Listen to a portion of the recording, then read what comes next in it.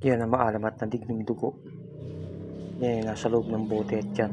Ang kulay pulang yan. Yan ay mga napakahirap na hanapin, ang digning dugo. At yan ang kahoy na sinukuan. Ang sino man nagtatangan ng sinukuan na kahoy, napapayuko niya yung mga tao. Yun ang sabi, no? Pero I think it's effective. Ang digning dugo naman is pinapahaba niyang buhay ng sino man nagtatangan nito. Ito naman yung ordinaryong dignum. Yan siya, magpapakunat yan ng balat at katawan.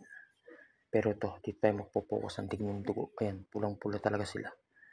Gamit yan ng matanda na 123 years old na. Hanggang ngayon buhay pa rin. So, yun ang kamangha-mangha. So, siguradong magpapahaba talaga ng buhay eh. Gamit ng matanda eh. Hanggang ngayon buhay pa rin. Buti na limos namin sa kanya. Pero palagi ko meron pa siyang tangan na ganun. I think meron pa siyang yung mutya ng ulikbangon. Nasa kanya yun. Hindi pa namin nalilimos. Although hindi ko alam talaga kung anong itsura ng mga ulikbangon. Pero at least ang dignum dugo nakakita na ako. Kaya nasa loob ng bote. At yan, nasa krus. Yan ang tunay.